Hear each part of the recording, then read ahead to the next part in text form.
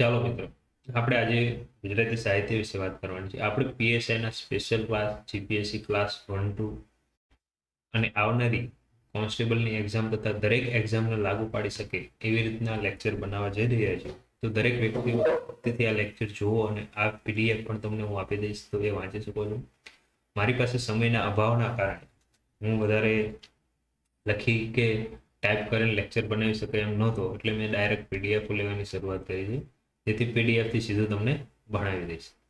જો તમને ક્યાંય ડાઉટ લાગે અથવા તો કોઈ તકલીફ હોય તો તમે મને જાણ કરી શકો છો, અથવા મારી કોઈ ભૂલ રહી જાય તો એ ભૂલ તમે સુધારવા માટે તમે મને જણાવજો, જેથી આપણે ભૂલ સુધારી નાખીએ અને ફરીથી આપણે લેક્ચરમાં થોડું એડિટિંગ કરી દઈશું.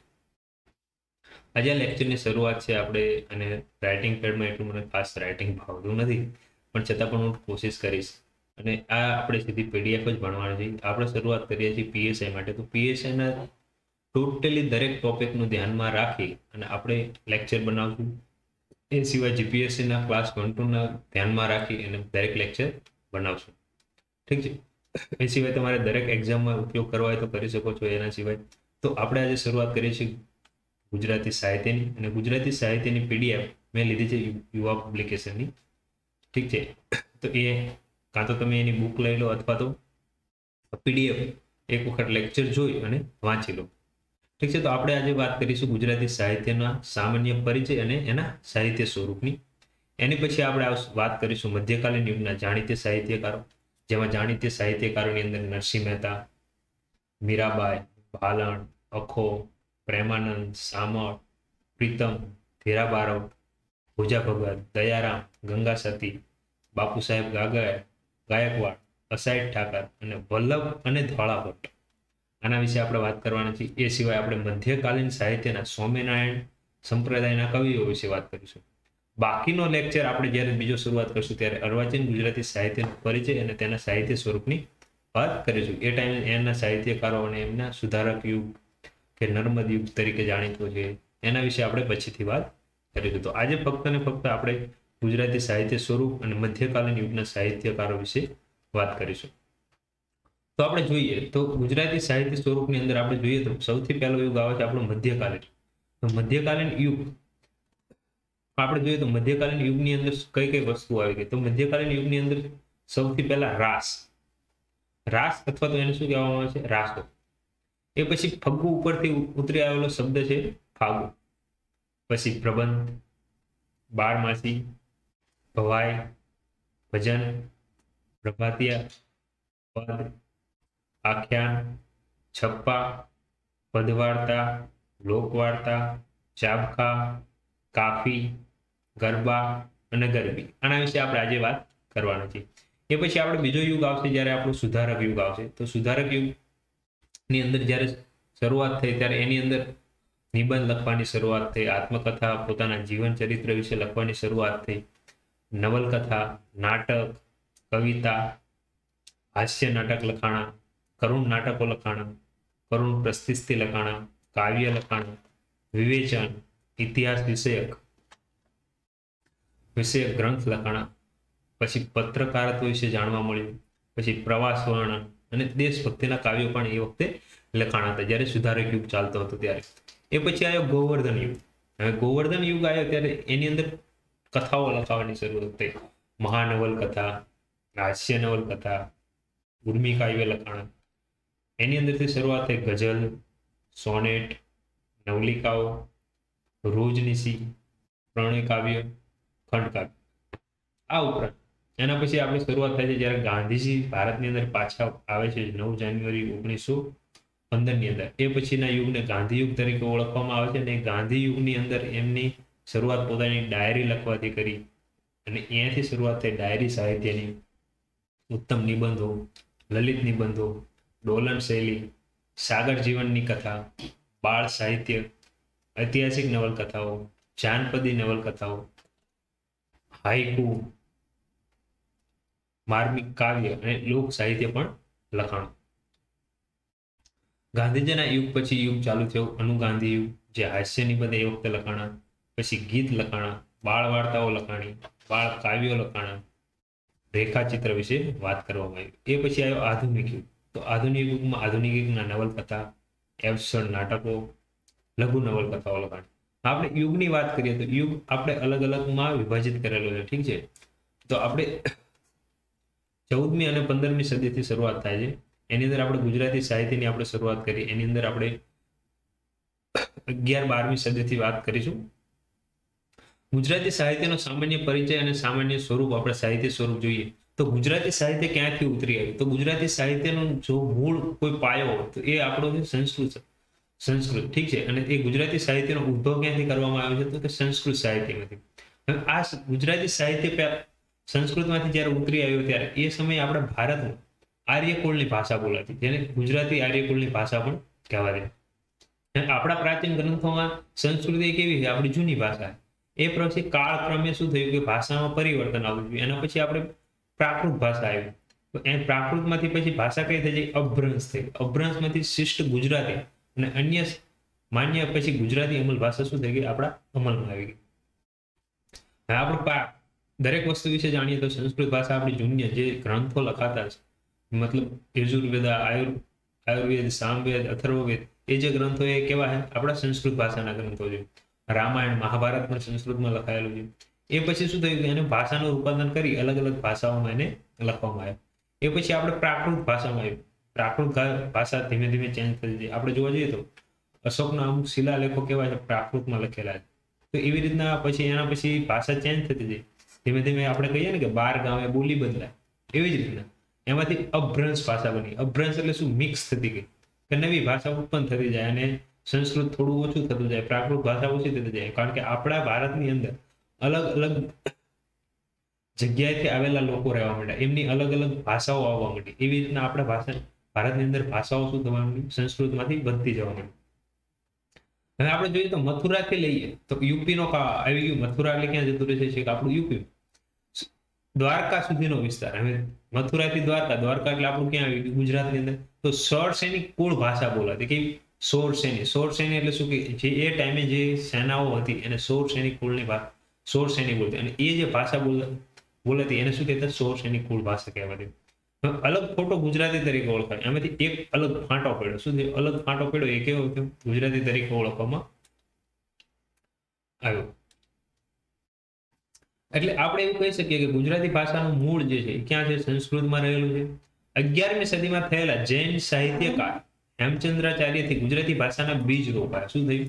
તો કે આપણે કોઈ પણ વસ્તુ હોય તો એની શરૂઆત કરનાર કોઈ એક વ્યક્તિ હોય. તો હેમચંદ્રાચાર્ય જ્યારે ગુજરાતી સાહિત્ય થયા, મતલબ એ જૈન મુનિ હતા અને એમને હેમચંદ્રાચાર્ય ગુજરાતી ભાષાના બીજ રોપ્યા. ગુજરાતી સાહિત્ય મધ્યકાલીન ગુજરાતી સાહિત્ય અને અર્વાચીન ગુજરાતી સાહિત્ય એમ 2 ભાગમાં વિભાજિત થઈ. કયા ભાગમાં વિભાજિત થઈ? તો કે 2 ભાગમાં, એક મધ્યકાલીન, એક અર્વાચીન.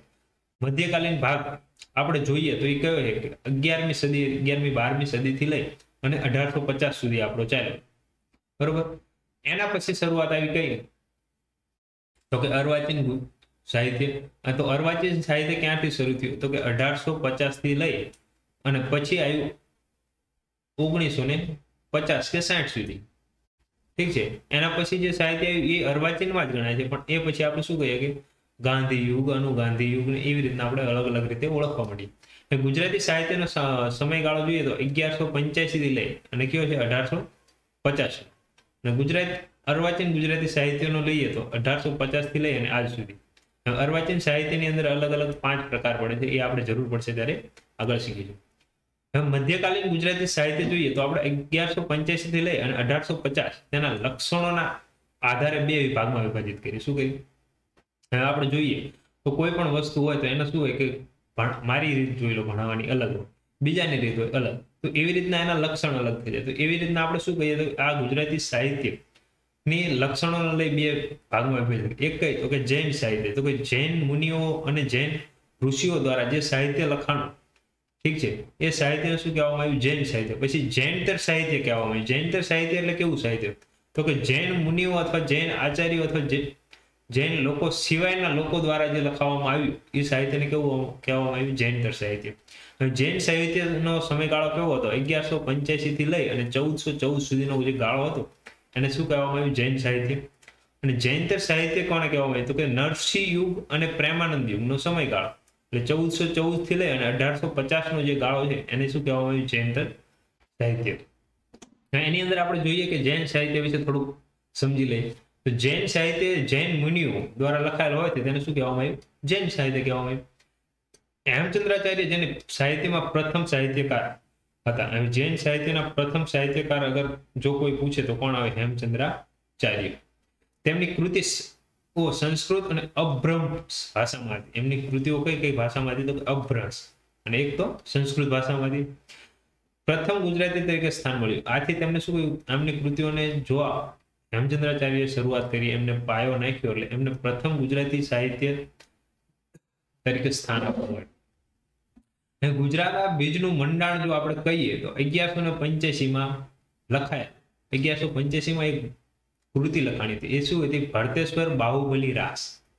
આપણે આ કૃતિ યાદ રાખી લેવાની. 1185 માં લખાયેલ ભરતેશ્વર બાહુબલી રાસ, જેમને શાલભદ્ર સૂરીએ લખી હતી. કોને લખી હતી? શાલભદ્ર સૂરીએ. તો ભરતેશ્વર બાહુબલી કોની આવશે? શાલભદ્ર સૂરીની. લખાણી ક્યારે? 1195. અને એ જ આપણે ગુજરાતી ભાષાનું શું કર્યું? કે બીજનું મંડાણ કર્યું.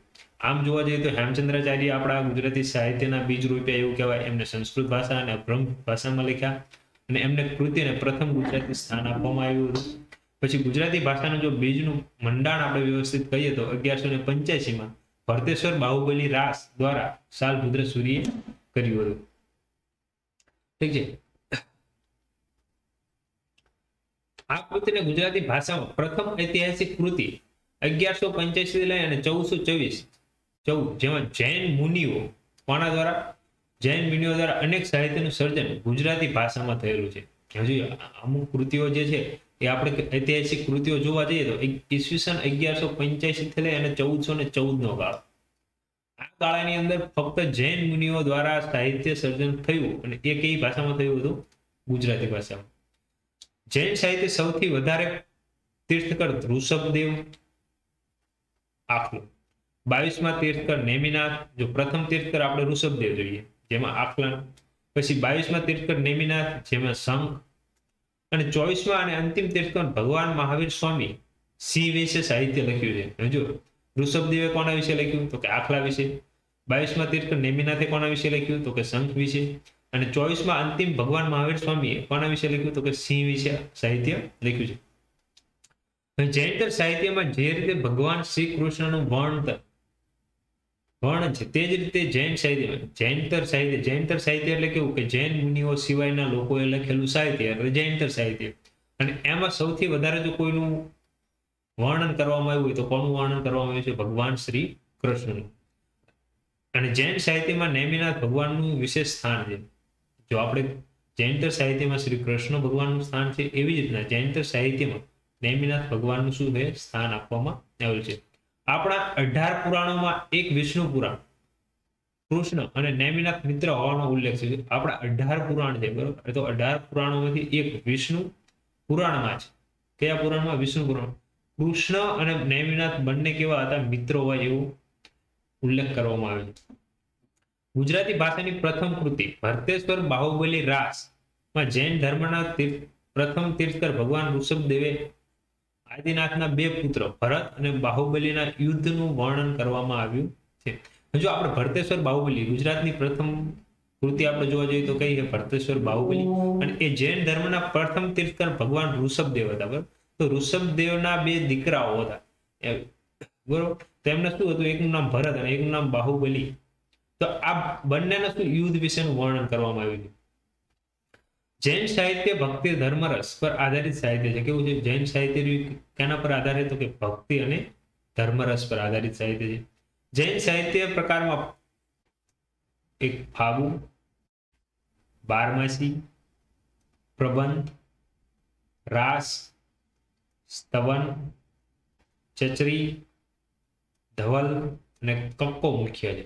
જૈન સાહિત્યની અંદર જોવા જાવ તો ફાગુ, બારમાસી, પ્રબંધ, રાસ, સ્તવન, ચચરી, ધવલ અને કક્કો મુખ્ય છે. એમાંથી આપણે જોઈએ તો રાસ શબ્દ જે ઉતરી આવ્યો છે એ ક્યાંથી આવ્યો છે? તો કે ભરતેશ્વર બાહુબલી રાસ જે કૃતિ લખાણી હતી એની ઉપરથી આપણો રાસ શબ્દ ઉતરી આવેલો છે. ઠીક છે. હવે આપણે જોઈએ કે રાસ વિશે જાણીએ. જો રાસ જે રાસક નામના સંસ્કૃત શબ્દ પરથી લેવામાં આવ્યું છે. ક્યાંથી લેવામાં આવ્યું? રાસ જે શબ્દ છે એ રાસક નામના સંસ્કૃત શબ્દમાંથી લેવામાં આવ્યું. અને મુખ્ય એનો શું છે તો કે ભક્તિ રસ છે. રસ કેવો છે એનો? ભક્તિ રસ. તેના મુખ્ય ભાગને શું કહેવામાં આવે છે? ઠવણી. મુખ્ય ભાગ ઠવણીમાં પડે. ઠીક છે. એકલા યુવક અને એકલી યુવતી અથવા બંને વૃંદની અંદર રાસ અને શ્લોક સાથે રજૂ કરવામાં આવતું યોગ્ય સાહિત્યનો શું છે? આ પ્રકાર છે. એકલા યુવક હોય અથવા તો એકલી યુવતી હોય અથવા તો બંને વૃંદ અંદર રાસ અને શ્લોક સાથે રજૂ કરવામાં જે ગાય એ સાહિત્ય પ્રકાર છે. ઠીક છે. ગુજરાતી સાહિત્યનો પ્રારંભ રાસ નામના સાહિત્ય પ્રકારથી થાય છે. જો ગુજરાતી સાહિત્યનો પ્રારંભ ક્યાંથી થયો આપણો? તો કે રાસ નામના પ્રકારથી. ઠીક છે. ગુજરાતી સાહિત્યના ભરતેશ્વર બાહુબલી રાસ જે છે એના રચયિતા કોણ હતા? શાલભદ્ર સૂરી. આપણે થોડી વાર પહેલા વાત કરી હતી. અને અબ્દુલ રહેમાન રચિત સંદેશ રાસ જાણી જોઈએ. બીજું કોણ છે? તો કે અબ્દુલ રહેમાન દ્વારા રચવામાં આવેલ સંદેશ રાજ પણ શું છે આપણો જાણીતો છે. ઠીક છે. આ વાત કરીએ આપણે રાસ વિશે. હવે રાસ પછી આપણે વાત કરીશું ફાગુ વિશે. ફાગુ વિશે વાત કરીએ તો તેમનો મુખ્ય રસ કેવો છે? ફાગુ ક્યાંથી ઉતરી આવેલો? તો કે ફગ્ગુ નામના શબ્દ પરથી ઉતરી આવેલો છે. એનો મુખ્ય રસ છે શૃંગાર રસ. અને આચાર્ય હેમચંદ્રાચાર્ય ફાગુ ને ફગ્ગુ તરીકે પણ શું કરેલો હોય? ઉલ્લેખ કરેલો હોય. અને આનો અર્થ થાય વસંતોત્સવ. વસંતોત્સવ એટલે આપણે જોઈએ તો શિયાળો, ઉનાળો અને ચોમાસું આપણી ઋતુ આવે. ઠીક છે. તો એની અંદર અલગ અલગ 6 પેટા ઋતુઓ આપવામાં આવે છે. એમાં અંદર આપણે જોઈએ તો શિયાળાની અંદર 2 ઋતુ પડે, હેમંત અને શિશિર. ઠીક છે. પછી આપણે ઉનાળાની અંદર જોઈએ તો વસંત અને ગ્રીષ્મ. તો વસંત જે ઋતુ છે એ વસંત ઋતુના આધારે વસંત ઉત્સવ કહેવામાં આવે છે. જે વસંત ઋતુ આપણી છે એ ક્યાં આવે? તો કે ફાગણ મહિનામાં આવે અને ચૈત્ર મહિનામાં આવે. તો આ ફાગણ મહિના અને ચૈત્ર મહિનામાં જે વસંત ઋતુ આવે છે એના આધારે વસંત ઉત્સવ ઉજવાય છે. જેની અંદર આપણે વાત કરીએ તો હોળીની વાત કરીશું અને ધૂળેટીની વાત કરીશું. તો આ સમયે જે ઋતુ ઉતરી આવી તો એ વસંત ઉત્સવના આધારે તો એને શું કહેવામાં આવે છે? વસંત ઉત્સવ. હવે ખરેખર ફાગુ એ ફાગ નામના રાગ પરથી ઉતરી આવેલો શબ્દ છે. જોઈએ આપણે ફાગુ જે શબ્દ જોઈએ તો એ ક્યાં આવ્યો? તો કે ફાગ નામનો રાગ ગવાતો એના ઉપરથી ઉતરી આવ્યો છે. અને બીજી વાત કહીએ તો ફાગણ મહિનાનું નામ પડેલું જણાય છે. ફાગ ઉપરથી અથવા તો ફાગ ઉપરથી આપણું ફાગણ મહિનાનું નામ પડેલું છે. આ મહિનાની અંદર આપણે વાત કરી કે હોળી અને ધૂળેટીના પ્રસંગો ફાગણીય રાસ ગાવામાં આવે છે. ફાગુમાં પ્રકૃતિ નિરૂપણ ને માનવ ભાવનું નિરૂપણ આલેખવામાં આવ્યું છે. પ્રકૃતિ નિરૂપણ આપણે જોવા જઈએ તો આપણે જ્યારે હોળી અને ધૂળેટી લઈએ તો એની અંદર આપણે રંગ ઉત્સવ ઉજવીએ છીએ. તો ખાસ કરીને અત્યારે તો રાજસ્થાનની અંદર સૌથી વધારે હોળી ધૂળેટીનું ઉજવણું થાય છે. ઠીક છે.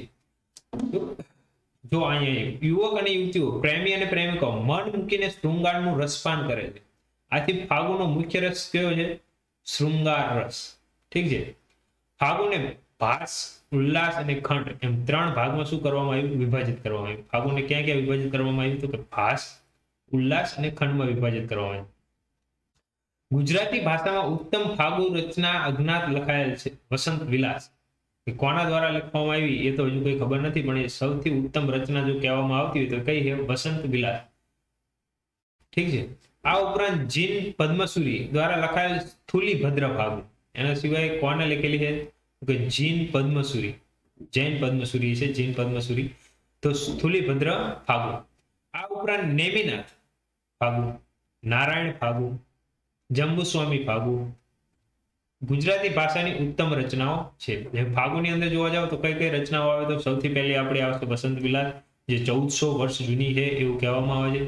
અને જીન પદ્મસુરી છે, મતલબ 1400 ની આજુબાજુ લખાણીએ છે. ઠીક છે. અને સ્થૂલભદ્ર ફાગુ, નેમિનાથ ફાગુ, નારાયણ ફાગુ, જંબુસ્વામી ફાગુ એ ગુજરાતી ભાષાની ઉત્તમ રચનાઓ કહેવામાં આવે છે. ઠીક છે.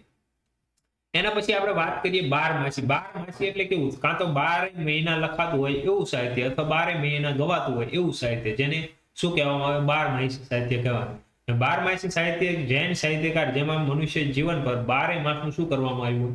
વર્ણન કરવામાં આવ્યું. કોઈ પણ મનુષ્ય હોય એને 12 માસનું વર્ણન કરવામાં આવે એટલે શું કહેવામાં? બારમાસી. અને 12 માસ તમારે ગાવું હોય તો ગાઈ શકાય. ઠીક છે. ઋતુઓની મનુષ્ય પર કેવી અસર થાય છે તે અહીંયા દર્શાવવામાં આવેલી છે. હવે આપણે જોઈએ કે ઋતુઓ કઈ કઈ? શિયાળો, ઉનાળો, ચોમાસું. તો આ ઋતુઓની જે અસર આપણા મનુષ્ય ઉપર થાય 12 મહિનાની અંદર એ વસ્તુ દર્શાવવામાં આવે તો એવા સાહિત્યને કેવું કહેવામાં આવે? બારમાસી સાહિત્ય. અને આ સાહિત્યનો રસ જો કહીએ તો એ કેવો રસ છે? વીરાનો રસ.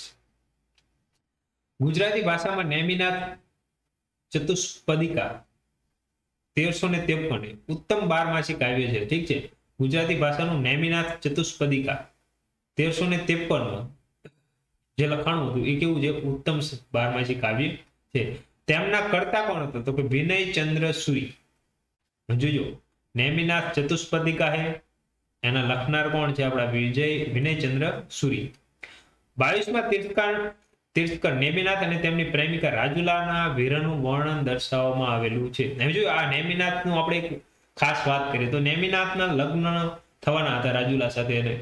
એ બંને એકબીજાને પ્રેમ કરતા હતા અને રસ્તામાં જ્યારે જાન લઈને જાય છે નેમિનાથની, અને એ ટાઈમે એ એક જગ્યાએ રાતવાસો કરવા રોકાય છે. અને રાતવાસો કરવા જ્યાં રોકાય છે ત્યાં ઘણી બધી ગાયો બાંધેલી હોય છે.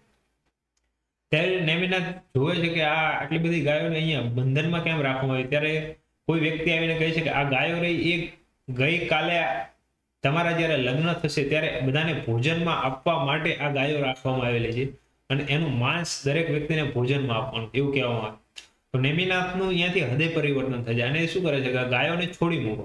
અને એ પોતાનું હૃદય પરિવર્તન એટલું બધું થઈ જાય કે એ પોતે શું કરે છે? જૈનની દીક્ષા લઈ લે છે. જૈનમાં દીક્ષા લઈ અને પોતે શું થઈ જાય છે? સંત થઈ જાય.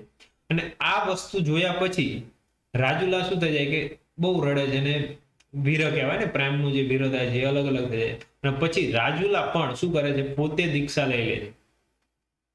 અને આ સ્ટોરી છે. ઠીક છે, એટલે ખાસ કરીને આ નેમિનાથ અને તેમની પ્રેમિકા રાજુલાના વીરનું વર્ણન દર્શાવતું જો કોઈ સાહિત્ય હોય તો જોઈએ નેમિનાથ ચતુષ્પાદિકા 1353 અને વિનયચંદ્ર સુરીએ લખેલું છે. હવે આપણે વાત કરીએ પ્રબંધની. પ્રબંધ કોને કહેવો? તો કે તેમાં મુખ્યત્વે ઐતિહાસિક અને પૌરાણિક કથા વસ્તુઓને સ્થાન આપવામાં આવેલું છે. શું કે પ્રબંધ શું છે? ઐતિહાસિક અને પૌરાણિક કથાઓ. કોને સ્થાન આપવામાં આવ્યું છે જોઈ લેજો ખાસ, કે પ્રબંધમાં કોને સ્થાન આપવામાં આવેલું છે એવો શબ્દ હોય તો ઐતિહાસિક અને પૌરાણિક કથા. અને તેનો મુખ્ય રસ શું છે? કે તો વીર રસ. વીર રસ ક્યારે આવે? તો કે આપણે વસ્તુ હોય કે યુદ્ધ ચાલતા હોય કે કઈ વસ્તુ હોય અને જો કોઈ વીર ગતિ પામી જાય અથવા તો કોઈ સારું એવું બહાદુરીનું કામ કરે તો જે રસ અથવા જે ગાન ગવાતું હોય કેવું હોય? વીર રસનું ગાન ગવાતું. તો એવું આપણે જોઈએ તો પદ્મનામ દ્વારા રચિત કાના દડે પ્રબંધ કયું છે? પદ્મનામ દ્વારા રચવામાં આવેલું કાના દડે 1456માં શ્રેષ્ઠ ગુજરાતી પ્રબંધ રચના છે. અને જેની અંદર ગુજરાતના છેલ્લા રાજપૂત, શું કેવા રાજપૂત છે? છેલ્લા. જો ગુજરાતના છેલ્લા રાજપૂત વિશે વાત કરે તો કોણ હતા? શાસક કરણ વાઘેલાનું વર્ણન કરવામાં. તો શાસક કરણ વાઘેલાનું વર્ણન ક્યાં કરવામાં આવ્યું? તો કે કાના દડે પ્રબંધમાં. અને રચિતા કોણ છે? તો કે પદ્મનાભ. ઠીક છે, અને કેવું છે? ગુજરાતીનું શ્રેષ્ઠ પ્રબંધ રચના છે. તો અહીંથી ઘણા બધા સવાલ આપણા અંદર લેતો જાઉં છું, તમે સમજવાનો પ્રયત્ન કરજો. ઠીક છે, કારણ કે આપણી પાસે ટાઈમ ઓછો છે એટલે જલ્દીથી પૂરું કરવાનું. એના પછી આપણે જોઈએ સ્ત્રવણ. સ્તવન કોને કહેવાય? તો સ્તવન એ ફક્ત ભક્તિ રસ દર્શાવે છે. અને એની અંદર સ્તવનની અંદર આપણે જે 24 તીર્થાંકરો થઈ ગયા, ઠીક છે, એમની સ્તુતિ અને સાહિત્યના પ્રકારો એટલે શું કહેવામાં આવે છે? સ્તવન. 24 તીર્થકરો જે થઈ ગયા એમની સ્તુતિ કરવાનું અને એમના સાહિત્યના પ્રકારો એટલે શું કહેવામાં આવે છે? સ્તવન. હવે આપણે જોઈએ જૈન સાહિત્યનો સમયગાળો. જોઈએ જૈન સાહિત્ય આપણે જોઈએ તો જૈન સાહિત્યનો સમયગાળો જે હતો એ કેવો હતો? આપણી પાસે 1414 થી લઈ અને 1850. જૈન સાહિત્યનો જે સમયગાળો છે એ આપણી પાસે કેટલો હતો? 1414 થી લઈ અને 1850. ઈસવીસન 1414 થી જૈન સિવાય સાહિત્યકારો જે થયા, સોરી મિત્રો ભૂલ થઈ ગઈ, જૈનતર સાહિત્ય લેવાનું હતું. એની અંદર 1414 થી લઈને 1850 ની આપણે વાત કરવાની હતી, પણ મારે જૈન સાહિત્ય ફરીથી ભૂલાઈ ગયું, સોરી. ફરીથી આપણે વાત કરી લઈએ તો જૈનતર સાહિત્યનો સમયગાળો આપણે જોઈએ તો 1414 થી લઈને 1850. જૈનતર સાહિત્ય એટલે કેવું સાહિત્ય? તો કે જૈન મુનિઓ અથવા જૈન આચાર્યો અથવા જૈન મુનિઓ સિવાય જે સાહિત્યકારોએ સાહિત્ય લખેલું છે એવા સાહિત્યને આપણે શું કહીએ? જૈનતર સાહિત્ય કહે છે. તો ઈસવીસન 1414 થી જૈન સિવાયના સાહિત્યકારો, જો હમણાં થોડી વાર પહેલા જ આપણે વાત કરી હતી, જૈન સિવાયના સાહિત્યકારો દ્વારા લખાયેલ સાહિત્ય એટલે કેવું આવે? જૈનતર સાહિત્ય. હવે નરસિંહ મહેતાને જૈનતર સાહિત્યનો પ્રારંભ થાય છે. નરસિંહ મહેતાથી આપણે શું થાય? જૈનતર સાહિત્યનો પ્રારંભ થાય. તેમને સાહિત્યની દ્રષ્ટિએ ગુજરાતી ભાષામાં પ્રથમ સાહિત્યકાર ગણવામાં આવશે. આપણે જો સાહિત્યની દ્રષ્ટિએ જોવા જઈએ તો નરસિંહ મહેતાને આપણા પ્રથમ સાહિત્યકાર ગણવામાં આવે છે. એમને આદિ કવિ, નરસૈયો, ભક્ત હરિનો એવા અલગ અલગ નામ પણ એમને શું આપવામાં આવેલ છે, એમના વિશે આપણે આગળ વાત કરીશું. હવે નરસિંહ મહેતાથી લઈ અને દયારામ સુધીનો મધ્યકાલીન ગુજરાતનું સાહિત્યનો સાચો વિકાસ અને આ સમય જોવા મળશે. આપણે જોઈએ ને તો ગુજરાતી સાહિત્યની જયારે શરૂઆત જો કહીએ ને તો નરસિંહ મહેતાથી શરૂઆત થાય અને જ્યાં દયારામ આવે ને ત્યાં મધ્યકાલીન સાહિત્યનો શું થઈ જાય, અંત થઈ જાય એવું કહેવાય. આ બે વચ્ચે જો ફક્ત ને ફક્ત સાહિત્ય જો લખાણું હોય તો કોના વિશે લખાણું, ભગવાન શ્રી કૃષ્ણ વિશે લખાણું. ઠીક છે, અને એમાં સૌથી વધારે ભગવાન શ્રી કૃષ્ણનું રસગાન ગાવામાં આવેલું છે. તો આ જે સાહિત્ય રહ્યું નરસિંહ મહેતા લઈ અને દયારામ સુધીનો સમયગાળો છે. એ સિવાય બીજા સાહિત્યકારો છે દયારામ પછી પણ સૌથી વધારે જો કૃષ્ણ ભક્તિનું રસગાન થયેલું હોય તો આ બે થયેલું છે. એવું કહેવાય છે કે નરસિંહ મહેતાથી સાહિત્યની શરૂઆત થાય છે અને દયારામ આવતા મધ્યકાલીન યુગનો શું થઈ જાય છે, અંત થઈ જાય છે. હવે જોઈએ તો ભક્તિ અને ધર્મને કેન્દ્રમાં રાખી વિષયનું શું કરવામાં આવે છે, સર્જન કરવામાં આવે છે. દયારામથી લઈ એટલે સોરી નરસિંહ મહેતાથી લઈ અને દયારામ સુધીનો સમયગાળો છે એમાં ભક્તિ અને ધર્મને કેન્દ્ર રાખી વિષયનું શું કરવામાં આવ્યું, સર્જન કરવામાં.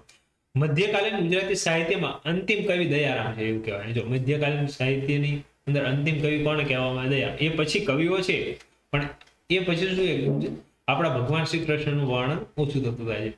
આ સમયમાં આપણે જોવા જઈએ તો સૌથી વધારે જો સાહિત્ય લખાણું હોય તો રામાયણ, મહાભારત, પુરાણો. ઠીક છે, પછી ઐતિહાસિક અને પૌરાણિક કથાઓના આધારે લઈને સાહિત્યનું શું કરવામાં આવેલું છે, સર્જન કરવામાં. ઐતિહાસિક અને પૌરાણિક કથાઓના આધારે જ સાહિત્યનું આપણે સર્જન કર્યું છે. આ યુગના લક્ષણ વિશે આપણે આગળ અભ્યાસ કરી ચૂક્યા છીએ. જોઈએ ભક્તિ યુગ તરીકે પણ શું કરવામાં આવે, આ યુગને ઓળખવામાં આવે. ઠીક છે, અને આપણે હજુ આગળ અભ્યાસ કરવાનો છે. જૈનતર સાહિત્ય સ્વરૂપના પ્રકાર આપણે થોડા ઘણા જોઈ લઈએ. તો જૈનતર સાહિત્યના પ્રકાર જોવા જઈએ તો પહેલો પ્રકાર આવે છે એનો પદ. પદની આપણે વાત કરીએ તો પદ એ સમગ્ર મધ્યકાલીન ગુજરાતી સાહિત્યનો સૌથી કેવો છે, નાનો સાહિત્યનો પ્રકાર છે. ઠીક છે, પદ એ સમગ્ર મધ્યકાલીન ગુજરાતી સાહિત્યનો સૌથી નાનો પ્રકાર. પદની રચનાની શરૂઆત જો આપણે કોઈએ કરી હોય તો એ કોણ છે, નરસિંહ મહેતાએ કરી. ઠીક છે, એમને પદ લખવાની શરૂઆત કરી. એટલે પદના પિતા તરીકે જો કોઈને નામ આપવામાં આવે તો પણ છે આપણા નરસિંહ મહેતા.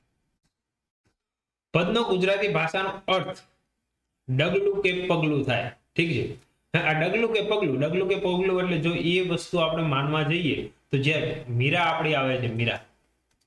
ઠીક છે, તો મીરા એ પોતા શ્રી કૃષ્ણને પોતાના પતિ માનતી અને જે પદ લખતી અથવા કાવ્ય લખતી તો એને એ વસ્તુ શું કહેવામાં આવતા, ડગલું કે પગલું. ઠીક છે, તો પદ એ ગુજરાતી ભાષાનો અર્થ એવું થાય છે ડગલું કે પગલું. પદ એ મધ્યકાળનો ઉર્મી પ્રધાન સાહિત્યકાર છે. કેવો છે, પદ એ મધ્યકાલીન યુગ ચાલે છે તો મધ્યકાળનો કેવો છે, ઉર્મી પ્રધાન સાહિત્યકાર. નરસિંહ મહેતા ઉપરાંત મીરાબાઈ, દયારામ, પ્રીતમ, ધીરા ભગતે પણ પદની શું કરેલી છે, રચના કરેલી છે. પદના પેટા પ્રકાર આપણે બે આપીએ છીએ. પદના પેટા પ્રકાર કેવા છે, એક તો પ્રભાતિયા અને બીજું શું છે, ભજન. ઠીક છે, તો પ્રભાતિયા જે છે એ સવારે સમય ગવાતો સાહિત્યનો પ્રકાર છે. નરસિંહ મહેતા પ્રભાતિયાના પિતા ગણાય. પ્રભાતિયા જાણીતા હોય તો કોણ હોય, તો કે નરસિંહ મહેતાના જ હોય. બીજા કોઈના અહીંયા જાણવા મળતા નથી અને એટલા માટે નરસિંહ મહેતાને શું કહેવામાં આવે, પ્રભાતિયાના પિતા તરીકે ગણવામાં આવે છે. ઠીક છે, એમનું જાણીતું પ્રભાતિયું હોય તો એ છે જાગ અને જાદવા કૃષ્ણ ગોવાળિયા. ઠીક છે, એમનું જોઈએ તો આખું મસ્ત ગીત છે, જાગ અને જાદવા કૃષ્ણ ગોવાળિયા. કોણ જાશે મતલબ ગાયું ચરાવવા વિશે કંઈક ગીત છે, મને ખાસ યાદ નથી, આપણે આગળ જતા જોઈશું. ઠીક છે, ભજન એ મનુષ્ય જીવનની જીવવાનો સાચો માર્ગ બતાવો એટલે ભક્તિ પ્રધાન સાહિત્યનો પ્રકાર છે. ભજન જોઈએ આપણે તો મનુષ્યને જીવન જીવવાનો સાચો માર્ગ દર્શાવતો ભક્તિ પ્રધાન સાહિત્યનો પ્રકાર છે. એના પછી આપણે વાત કરીએ છપ્પા વિશે તો છપ્પા જે લખાય છે 6 પંક્તિના લખાય છે. ઠીક છે, અને છપ્પાના જો સૌથી બેસ્ટ જાણકાર હોય તો અખો. એવું કોઈ અખા ભગતરિયા એ વધારે ભણેલા નતા, ફક્ત 1 કે 2 ચોપડી ભણેલા, એટલે અભણ વ્યક્તિ જ કહી શકાય. પણ સારામાં સારા જો એ છપ્પા લખે તો એ બહુ મસ્ત વાત છે. અને એમને છપ્પા 6 પંક્તિનો હોય. કેટલા છપ્પા જોઈએ આપણે, કેટલા પંક્તિના હોય, 6 પંક્તિના. નાનકડો પદ પ્રધાન સાહિત્ય પ્રકાર પણ એને કહી શકાય. છપ્પાની રચના જો અખા ભગતે કરી, એમને 746 જેટલા છપ્પા આપ્યા. ઠીક છે, અખા ભગતે રચના કરી એમને કેટલા છપ્પાઓ આપ્યા, 746. એમનો મુખ્ય વિચાર બોધ પ્રધાન છે, બોધ પ્રધાન કટાક્ષમય શૈલીમાં રજૂ કરીને માનવ જગતને વાસ્તવિક જગતનો શું કરવાનો ખ્યાલ કરવો. આમ તો જોવા જઈએ ને તો આપણે એકબીજા ઉપર કટાક્ષ ઘણો બધા કરતા, પણ કટાક્ષ કેવો હતો કે વ્યક્તિને એના મુખ પર સીધું કહી દેવું, અને એ જે લખાણ લખાતું એ 6 લીટીમાં લખાતું. ઠીક છે, એની અંદર રોળા છંદની 4 પંક્તિ આવતી અને ઉલાળા છંદની કેટલી પંક્તિ આવતી? 2 પંક્તિ. તો આવી રીતના અખા ભગતના સૌથી સારામાં સારા સપ્પા જેમને 746 જેટલા આવ્યા છે, જે બોધ પ્રધાન માટે અને કટાક્ષમય શૈલીમાં કહેવામાં આવતા, તેથી માનવ જગતને વાસ્તવિક જગતનું શું કરવામાં આવતો? ખ્યાલ કરવામાં આવતો. ઠીક છે, અને પદનો નાનામાં નાનો પ્રકાર છે. એના પછી આપણે વાત કરીએ ચાબખા. ચાબખા મતલબ એ શું થઈ જાય કે ચાબખા એ કાં તો એક આપણે જોઈએ છે ચાબુક વડે વ્યક્તિને મારવામાં આવતો માર, પણ એવી જ રીતના આપણે કટાક્ષમાં જો કોઈને કંઈ કહેતા હોય તો એ શું થઈ જાય? તો કે કટાક્ષમય શૈલીમાં લખાયેલ સાહિત્યનો પ્રકાર, એ એક પ્રકારના શું થઈ જાય? ચાબખા. તેમની રચના મૂળ સૌરાષ્ટ્રના, આપણે ક્યાંના છે? મૂળ સૌરાષ્ટ્રના દેવકી ગાલોળના લેવા પાટીદાર સમાજના જન્મેલા ભોજરામ, જેને ભોજા ભગત તરીકે પણ આપણે જાણીએ છીએ. વસ્તુ જોજો, ચાબખાની સૌ કટાક્ષમય શૈલી જ છે, અને એ શું છે? સાહિત્યનો એક પ્રકાર છે. ઠીક છે, અને એની રચના જો મૂળ કોઈ કરનાર હોય તો આપણા સૌરાષ્ટ્ર ક્યાંના વ્યક્તિ છે? તો દેવકી ગાલોળના લેવા પાટીદાર સમાજ. ઠીક છે, જન્મેલા કોણ છે? ભોજરામ અથવા તો ભોજા ભગત. અને વીરપુરના પ્રખ્યાત સંત શ્રી જલારામ બાપાના ગુરુ હતા. આ કોણ હતા? ભોજા ભગત. તો કે વીરપુરના પ્રખ્યાત સંત આપણે અત્યારે કહીએ કે જલારામ બાપા, તો એમના શું હતા? ગુરુ હતા. ચાબખા સાહિત્ય મૂળ મહારાષ્ટ્રનો સાહિત્ય પ્રકાર છે. ચાબખા સાહિત્ય આપણે અહીંયા ગુજરાતનો નથી, પણ કેવો હોય? મૂળ મહારાષ્ટ્ર. પણ જ્યાં એ વખતે શું હતું? ગુજરાત અને મહારાષ્ટ્ર એકમાં જ ગણા.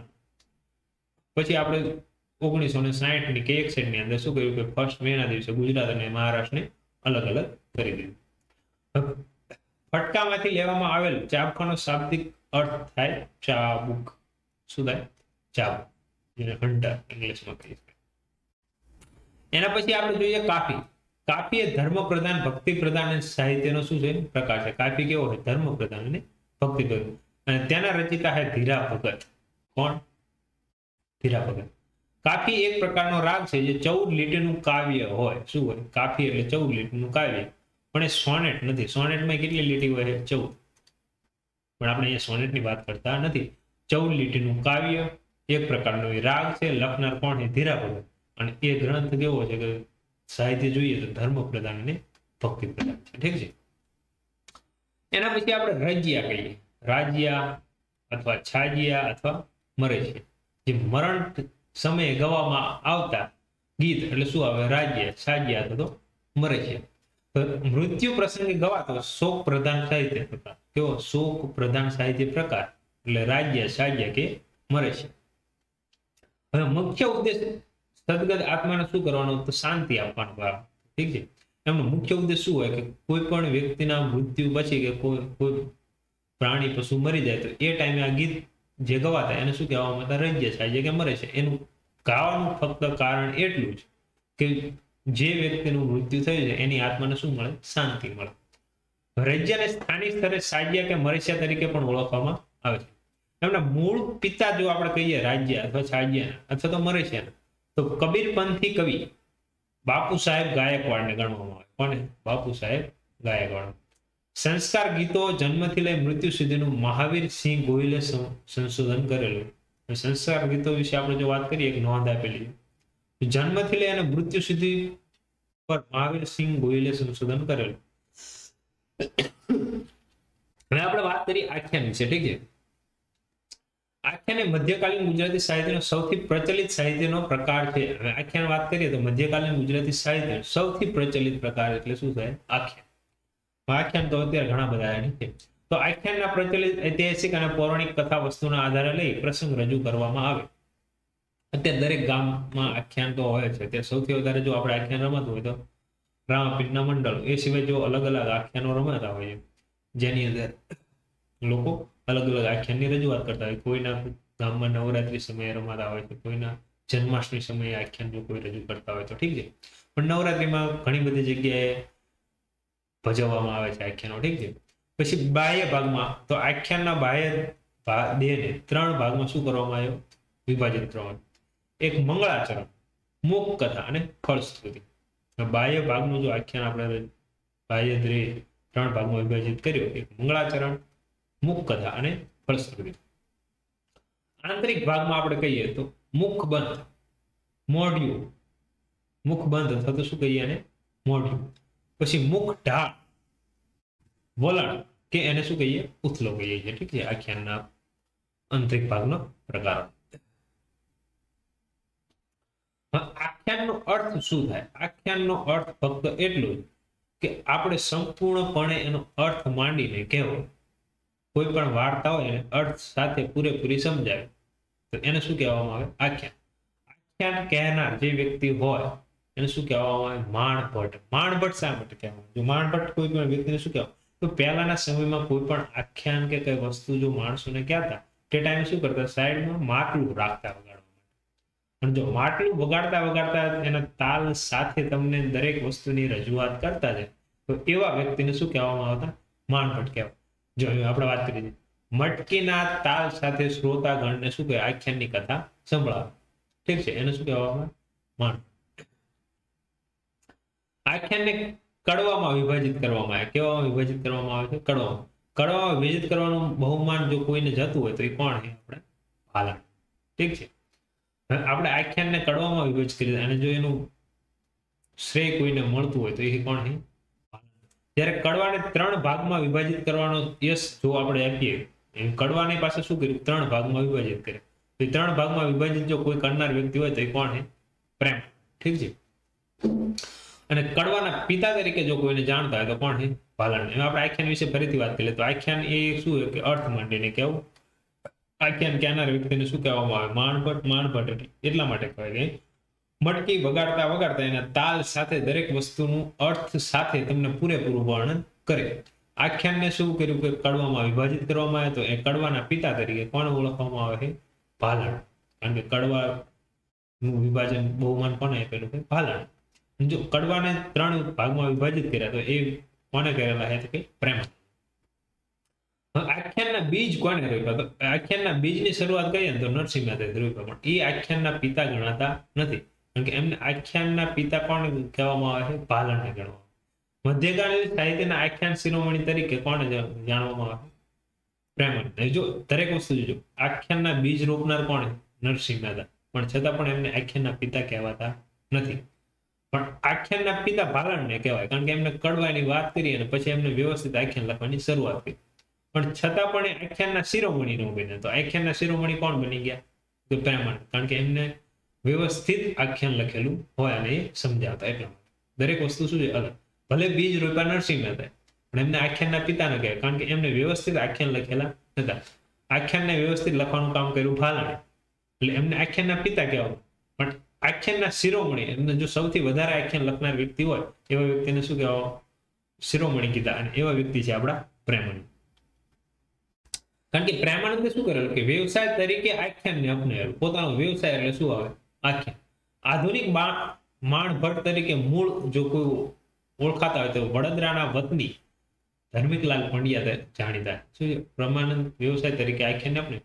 અને અત્યારે જો આધુનિક માણભટ્ટ કોઈ કહેવાતા, માણભટ્ટ એટલે શું? માટલું વગાડીને કથા કહેનાર વ્યક્તિ અત્યારે જો આધુનિકમાં ઓળખાતા હોય તો મૂળ વડોદરાના વતની ધાર્મિકલાલ પંડ્યા જાણીતા છે. એના પછી આપણે જોઈએ પદ વાર્તા વિશે વાત કરીએ તો પદ વાર્તા એટલે પ્રચલિત કથાઓ વસ્તુઓના આધારને લઈને લખાયેલી કાલ્પનિક કથાઓ. ઠીક છે, પદ વાર્તા એટલે શું? પ્રચલિત કથાઓ ના આધાર લઈને લખાયેલી કાલ્પનિક કથા. આપણે કોઈ પણ પૌરાણિક કથા લઈ લઈએ અને એના આધારે જો નવી કથાનું વર્ણન કરીએ તો એ વાર્તાની કેવી વાર્તા કહેવામાં આવે? પદ વાર્તા. એની અંદર આપણે જોઈએ તો સામળભટ્ટ પદ વાર્તાના પિતા તરીકે ગણવામાં આવે છે. સામળભટ્ટ શું કહેવાય? પદ વાર્તાના પિતા ગણવામાં. પ્રથમ પદ વાર્તા સામળ રચિત. પ્રથમ પદ વાર્તા કઈ છે? સામળ રચિત પદ્માવતી, જે 1718 રચવામાં આવી. સામળ ભટ્ટે છપ્પામાં પણ પદ વાર્તા લખેલી છે. સામળ ભટ્ટ વ્યક્તિ જો છપ્પા છ લીટીના હોય પણ એની અંદર પણ એમને શું કરેલું કે પદ વાર્તા લખેલી છે. મતલબ એક છપ્પાની અંદર પૂરી ન થાય એમ એક એક કરતા ઘણા બધા છપ્પાઓ ભેળા કર્યા હોય 6 લીટીના, અને એવી રીતના પણ એમને શું કરેલી છે? પદ વાર્તાઓ લખેલી છે. પછી આપણે જોઈએ ભવાઈ. તો ભવાઈ એટલે શું? અત્યારે હવે ઓછું થઈ ગયું. નહીંતર શું કરતા કે અમુક વ્યક્તિઓ ગામે ગામે ફરતા અને ભવાઈ ભજવતા, ભવાઈના પાત્ર ભજવતા, અલગ અલગ નાટકો ભજવતા. ઠીક છે. અને એમાં ભવાઈની અંદર જો કોઈ એક વ્યક્તિ મોવડી હોય એને શું કહેવામાં આવતું? નાયક તરીકે. મતલબ જ્યારે ભવાઈ ભજવતા હોય કોઈ વ્યક્તિ વિશે ભજવવાનું પાત્ર, અથવા તો કોઈ માતાજી વિશે ભજવાતું વ્યવસ્થિત પાત્ર, કોઈ રાજા વિશે વ્યવસ્થિત ભજવાતું પાત્ર, તો આવા પાત્રમાં જે વ્યક્તિ મુખ્ય હોય એ વ્યક્તિને શું કહેવામાં આવે? નાયક તરીકે ઓળખવામાં આવે. તો જોઈએ, ભવાઈ એક પાત્ર ભજવી શકાતો ગદ્ય સાહિત્ય પ્રકાર છે. ભવાઈ કેવો હોય? પાત્રોને ભજવી શકાય કેવો ગદ્ય સાહિત્ય પ્રકાર છે. ભવાઈના મોવડી, જો મેન વ્યક્તિ જે હોય એને શું કહેવામાં આવે? નાયક. મોવડી તરીકે કોને ઓળખવામાં આવે? નાયક. ભવાઈના મોવડીને શું કહેવાય? નાયક તરીકે ઓળખ. જેમાં કોઈ પણ પ્રચલિત પ્રસંગોને ધ્યાનમાં રાખીને શ્રોતાગણ સમકક્ષ વાઘો સાથે રજૂ કરવામાં આવે. વાઘો એટલે શું આવે? વસ્ત્રો. વાઘ. ઠીક છે. સમકક્ષ વાઘો સાથે શ્રોતાગણ, શ્રોતા એટલે સાંભળનાર વ્યક્તિઓની સમક્ષ. ઠીક છે. શ્રોતાગણ સાંભળનાર વ્યક્તિઓની સાથે વાઘો સાથે એક તો વસ્ત્રો પણ થાય, અને એ સિવાયનું આપણે જોઈએ તો એમની સાથે જે વગાડવાના વાજિંત્રો. ઠીક છે. કારણ કે જો તમે પહેરવેશ પહેરીને તો આવી ગયા, અને તમે જ્યારે રજૂઆત કરતા હોય ત્યારે ગીત ગાવામાં આવે, સંગીતની રજૂઆત કરવામાં ત્યારે દરેક વસ્તુની જરૂરિયાત પડે. તો વાઘો એટલે મતલબ વસ્ત્રો સાથે અને વાજિંત્રો સાથે જે વસ્તુનું રજૂઆત કરવામાં આવે તો એ શ્રોતાગણની સામે શું કરે? રજૂઆત. એને ભવાઈ. ભવાઈની એક ખાસિયત શું કે ભવાઈની અંદર સ્ત્રીનું રૂપ પણ કોણ ભજવતા હોય છે? તો કે પુરુષ જ ભજવતા હોય છે. ભવાઈની રચના મૂળ, જો ભવાઈની રચના શરૂઆત કરીએ તો ઊંઝાના મૂળ વતની હેમાળ પટેલ. કોણ છે? હેમાળ પટેલના આશ્રિત. ભવાઈની રચના મૂળ ઊંઝાના વતની હેમાળ પટેલના આશ્રિત તરગાળા બ્રાહ્મણ અસાઈડ ઠાકરે કરેલી. કોણે કરેલી? અસાઈડ ઠાકર. ભવાઈની રચના જો કોઈ કરી હોય તો કોણ? અસાઈડ ઠાકર. અને ક્યાંના હતા? ઊંઝાના વતની. ઊંઝાના વતની હેમાળ પટેલના આશ્રિત, હેમાળ પટેલના આશ્રય નીચે રહેનાર વ્યક્તિ કરે, જેમણે 360 જેટલા ભવાઈ વેશ આપેલા છે. જેમાં રામદેવ પીરનો વેશ સૌથી જૂનો વેશ કહેવામાં. ભવાઈનો સૌથી જૂનો વેશ હોય તો કયો છે? રામદેવ. એના પછી વાત કરીએ આપણે ગરબા વિશે. ઠીક છે. ગરબો સંસ્કૃત ભાષામાં ગંભદીપ, ગંભદીપ પરથી જે શબ્દ ઉતરી આવ્યો એ કોણ?